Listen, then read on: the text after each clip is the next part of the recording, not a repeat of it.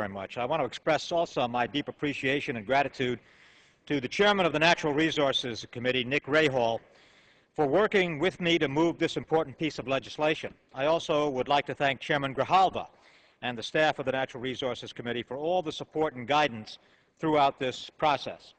And I would like to mention that there are no restrictions in the context of this legislation for any of the things that were just mentioned. None whatsoever.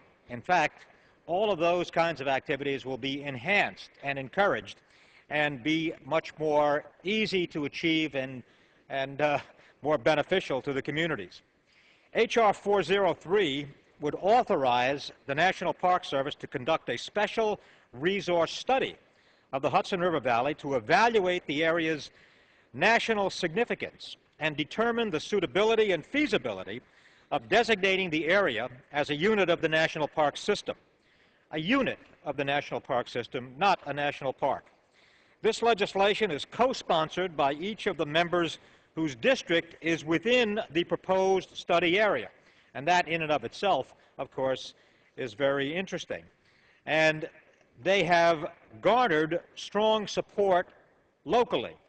24 local organizations have already endorsed the bill, and I expect to see that there will be more in the coming weeks and months. The Hudson River Valley is one of the most significant river corridors in our country. The historical, natural, cultural, commercial, scenic, and recreational resources spread throughout the region. And in the way they do so, they are absolutely unparalleled. The Hudson River Valley's landscapes are known around the world. In fact, the beauty of these great landscapes inspired the first and one of America's great artistic movements, the Hudson River School of Art. Painters such as Thomas Cole and Frederick Church immortalized the region's scenery for generations to come. These works and others inspired the American preservationist movement and the movement to establish in our country national parks. Today, the region is home to a rich and sensitive ecosystem that also affords ample recreational opportunities, including hiking, canoeing, and other activities. One of the most recent additions is the walkway over the Hudson, initially a rail bridge that was considered a marvel of the Industrial Revolution. It was abandoned in the 1970s following a fire of one of the trains that went across that bridge at that time.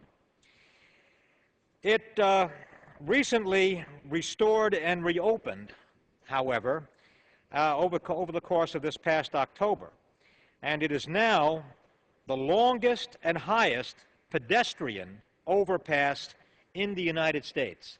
It's a remarkable bridge where people get enormous amounts of joy walking across it, over a mile across it, and give them an opportunity to get a sense of the Hudson River Valley, looking north and south as they walk across this marvelous now walkway over the Hudson.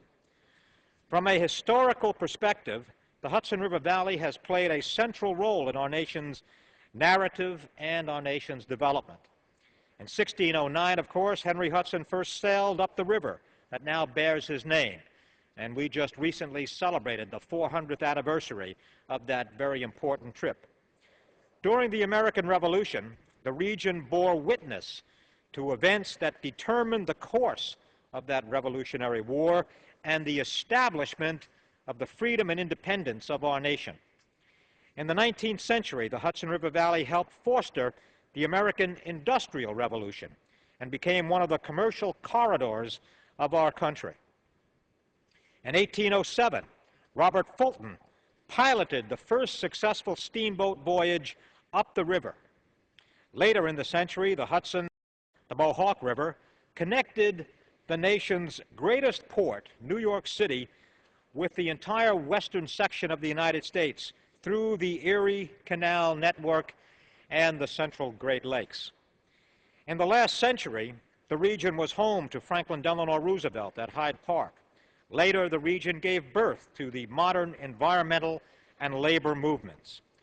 Preserving and promoting the Hudson River Valley's resources has been a top priority for me dating back to my time in the New York State Assembly. While in the state legislature, I authorized legislation to lead the creation of the Hudson River Valley Greenway, creating a process for voluntary regional cooperation among 264 communities within 13 counties that border the Hudson River on both sides, east and west. When I came to the Congress, I authorized legislation that led to the designation of the Hudson River Valley National Heritage Area, which provides technical assistance to local communities or local managers to assist them in managing natural and historic sites of national importance up and down the Hudson River. These designations have provided tremendous benefits to the Hudson Valley region, but it is clear that more can be done to protect, preserve, and promote the area's unique resources and its dramatic contribution to the historic development of the United States.